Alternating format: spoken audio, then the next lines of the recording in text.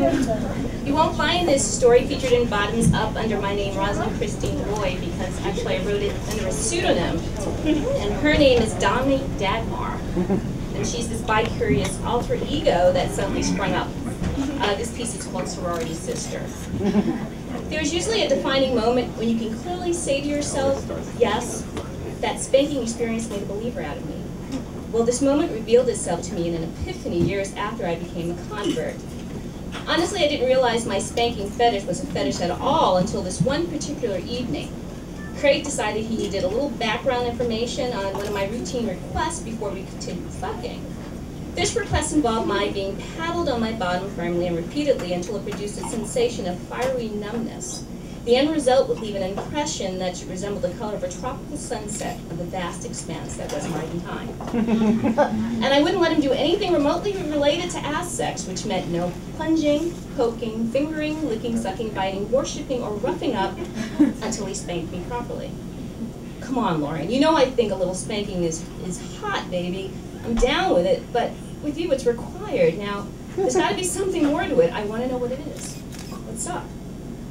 I don't know why, I confess, I just like it. Can I like it without you making me justify it? It feels nice. It makes me feel connected to you. And isn't our sex even better after spanking? Come on, Craig. Why psychoanalyze something so incredible? For a moment, I wasn't sure if he had bought it. This beautiful man with arms almost as big as my thighs smiled down at me and in one quick movement turned me over and pulled me onto all fours. He warmed the palms of his hands by rubbing them with a purpose on my cheeks before commencing to smacking my ass in a staccato of steady, repetitious smacks that made my heart sore, my ass sore, and my soul quiver.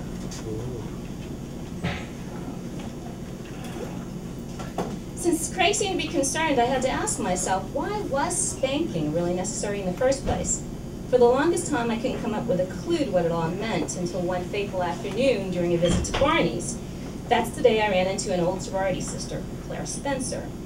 I was in the shoe department trying on a pair of sexy as hell overpriced Jimmy Choos.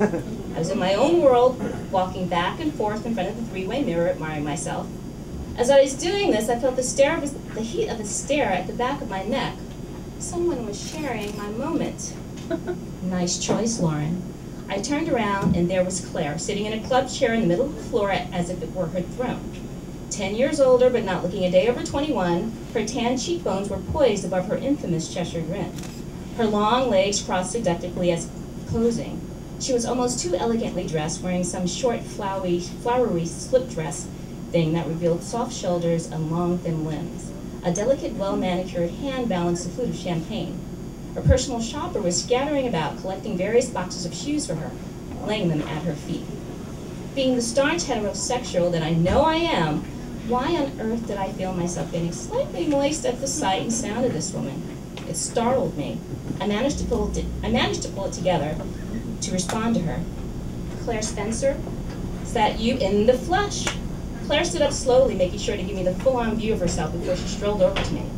Sister Sorrow, life is obviously treating you well, but then you always had great taste. I felt myself tremble a little from her compliment. Claire was standing so close to me that I could smell the champagne on her breath. The air around her was saturated with French perfume. It almost felt like I was beginning to drown in her. She took hold of our hands, lifting our arms upward as she spun around underneath mine before gently forming our secret sorority handshake. Then she let go. Why did this give me chills? Okay, we were in the middle of hazing week. Most of us were going through the motions without issue, but there were moments when I thought I wasn't going to make it. One night we were forced to walk around the entire campus at 4 in the morning, 6 times, blindfolded, barefoot, in just our bras and panties. Prior to that, we were forced to eat a bowl of raw chili peppers backed by endless shots of cheap tequila. Dripping wet after being blasted with super soakers for about 15 minutes, we stood on line in the kitchen in Claire's quad, all 5 of the big sisters eyeing us while we shivered, drunk and just plain worn out. Claire was head bitch in charge. Now you low-life bitches. We have reached the point of no return. Right now, each of you are standing next to your competition. Now turn around and bend over. Claire shouted, her hair pulled back into a ponytail so tight it looked as if she had a facelift. She walked to the opposite side of the table facing us. In her hand was a handsome, honey-colored wooden paddle. The Greek letters of our sorority were carved into its smooth surface. 2 ribbons in our sorority colors were tied at the end of the paddle. We all stared at it as if she wrapped it hard on the palm of her hand. "Do you need a special invitation? I said bend over," she shouted.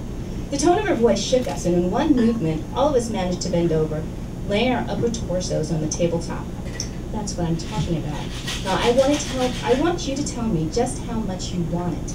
How badly do you want to go over? I want to hear it loud and clear, like you mean it. When my turn came, my eyes locked on Claire. She smiled. She spanked me so hard with the paddle that my entire body popped up and slammed back down against the table, the paddle meeting my naked flesh, flattening my ass, stinging my labia and the tip of my clit with a whack so hard I swore the paddle split into 2.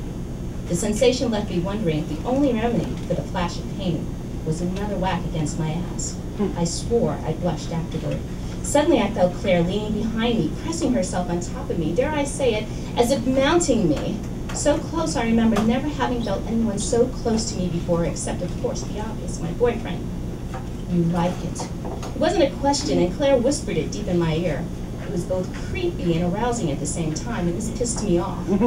"No, big sister," almighty Claire, "I don't like it." And before I could take another breath, another whack landed across my ass, this one harder than the first, but landing more fully on the meatiest part of my ass. I felt the hair on my body stand. Squeezing my thighs together, I asked myself, why was I becoming turned on by this obvious abuse? I've never felt so conflicted before in my life. Don't lie to me. Liars don't go over. You know you like this. You know you like the way this makes you feel. You little masochist, you little freak. You think you can take it, little girl. Well, how about this? All the while Claire was giving me the special speech, I felt the other pledges staring at me, probably wondering if this was out of the ordinary. Evelyn walked around from in front of the table, retrieving her own paddle, and both she and Claire took turns paddling me until they reached some magical number in their heads they both seemed to be satisfied with. I never knew what that number was because I remembered being so lost in the spanking. With each swing, the numbers stringing along, merging into each other, I told myself this was bad, not good. I felt like I was having an out-of-body experience, the sensation of floating to the ceiling while staring down at these 2 women exacting the type of punishment on me that triggered a divinely painful type of desire. I struggled with most being unable to decide whether or not I wanted the spanking to stop or to continue. Was I moist from my own sweat or from something I probably really didn't want to know? Evelyn continued to strike my very raw ass until it was stinging, almost burning, as if on fire. Claire appeared before me, front and center, staring down at me with something I could only describe as lust, but I would never admit to it. She was so proud of her handiwork, I believe this might have very well been the defining moment. How could I ever forget it?